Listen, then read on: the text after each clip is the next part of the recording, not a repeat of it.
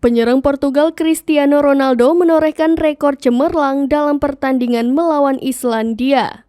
Cristiano Ronaldo berhasil membawa Portugal meraih kemenangan 1-0 atas Islandia dalam kualifikasi Euro 2024.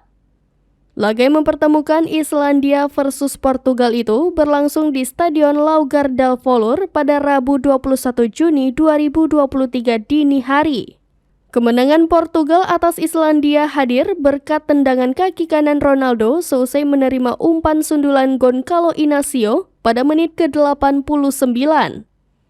Gol ke gawang Islandia terasa spesial bagi Ronaldo. Pasalnya, catatan itu berbarengan dengan rekor yang diukir oleh CR7. Ronaldo menerima penghargaan dari Guinness Book of World Record setelah menjadi starter dalam laga kontra Islandia. Ex-pemain Manchester United itu menjadi pesepak bola pria pertama yang mencatatkan 200 penampilan di level internasional. Selain itu, Ronaldo berhasil mempersembahkan gelar juara Euro 2016 dan UEFA Nation League pada tahun 2019.